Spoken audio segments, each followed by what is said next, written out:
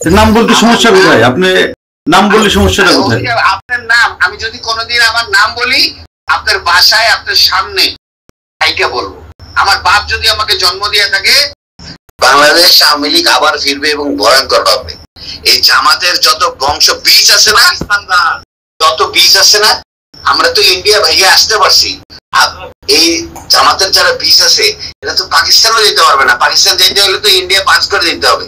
হ্যাঁ, ইয়ারেও যেতে পারবে না, কোনো দিক দিয়ে যেতে পারবে না। কোথায় যাবে? হ্যাঁ, আমরা তো সবাই বেঁচে আছি।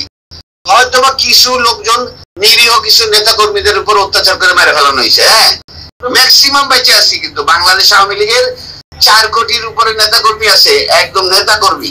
এর মধ্যে হয়তো বা 50 লাখ মারতে পারবে, 3.5 কোটি বেঁচে আছে। কোথায় যাবে? বাসা থেকে না, মাটির 50 হাত নিচে থাকলেও জামাতের চেয়ে ডেঞ্জারাস ভাবে ওদেরকে মৃত্যু দিব। ওরা কি মারছে? ওরা হচ্ছে ভয়ঙ্কর ভাবে মারবো। এটা প্রশাসনের লোক হোক, আর্মির লোক হোক, আর ওই রাজনৈতিক নেতা কর্মী হোক, কাউরে মাফ করবো না। মনে রেখেন আপনি ওসি সাহেব। আপনাকে আমি বললাম আপনার উত্তরা থানার যে কটা সাব ইন্সপেক্টর আমাদের আওয়ামী লীগের নেতা কর্মীদের অত্যাচার করতেছে, ওদের পরিবার সুদ্ধা কানবে, বসে বসে রাস্তায় বসে বসে কানবে। আপনি আমাকে সুনির্দিষ্ট ভাবে দেখান যে কারোর উপরে কোনো নির্যাতন আমার লোকজন করছে কিনা, আমি তাদের বিরুদ্ধে অবস্থায় ছিলাম। শোনেন, আমরা কোন অত্যাচারিত হয়ে আপনার মতো একজন থানা ইনচার্জকে ফোন করে এই রাত 1টা বাজে আপনাকে ফোন করে এত ডেসপারেটনেস কথা বলতেছে, আপনি বুঝতে পারতেছেন না আমাদের ওয়ালে কতটুকু পিঠ থেকে গেছে? হ্যাঁ, আমরা কিন্তু মার্ডার মামলার আসামি, 47টা মার্ডার মামলার আসামি। জানিও না কয়টা মার্ডার করছি। হ্যাঁ, আমি কিন্তু জানিও না যে আমি কয়টা মার্ডার মামলা করছি। কিন্তু আপনারা আমাদের নামে একটি মামলাও, আপনার একটি মামলাও কিন্তু পুলিশ বাদী মামলা না। ওসি সাহেব, পুলিশি মামলাগুলো নিছে বিনা তদন্তে। হ্যাঁ, একটা আইন কাঠামোতে কোনোদিন বিনা তদন্তে কোনো মামলা হয় না। আপনার পুলিশ এতগুলো মারা গেল, কই আপনার তো একটা মামলা ফাইল করতে বলেন না আজ পর্যন্ত? ওসি সাহেব, এটা তো আমাদের ব্যর্থতা। আপনাদের চাকরি করা উচিত না। এটা সত্য, এটা সত্য। এই পুলিশগুলো যাই হোক, আওয়ামী লীগ বলেন, ধরেন ওরা আওয়ামী লীগের পরিবারের, কিন্তু পুলিশ ছিল তো। এতগুলো মারা গেল আজ পর্যন্ত তো কেউ, আপনারা 10 জন পুলিশ একদিকে দাঁড়াই তো বলতে পারলেন না। একজন প্রেগনেন্ট মহিলা পুলিশের একজন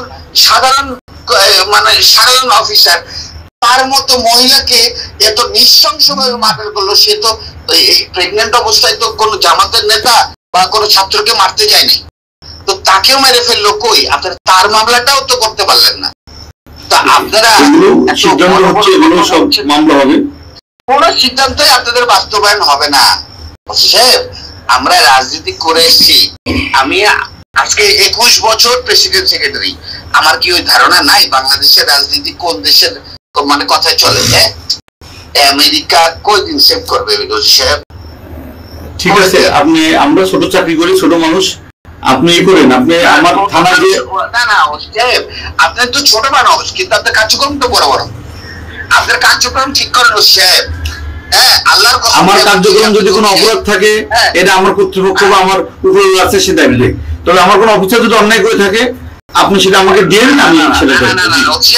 আমার বিরুদ্ধে যদি কোনো অভিযোগ থাকে সেটা দেন, আমি সেটা জবাব দেব।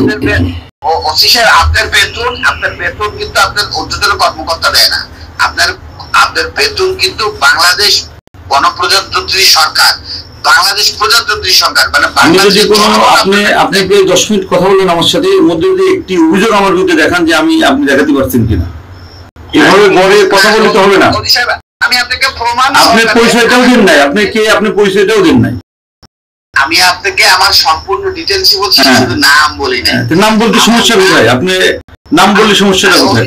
আপনার নাম আমি যদি কোনোদিন আমার নাম বলি আপনার বাসায় আপনার সামনে তাইকে বলবো।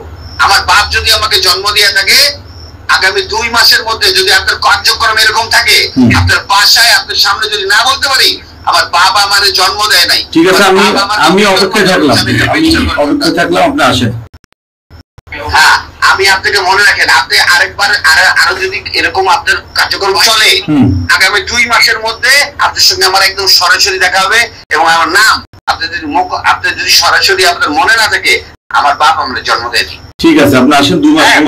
আর্মির হেল্প নিয়ে আপনি ওসি সাহেব, যদি আপনি এরকম কার্যক্রম থাকে, আপনি বাংলাদেশ আর্মির হেল্প নিয়ে। ঠিক আছে, অপেক্ষা করলাম। জি। Thank you,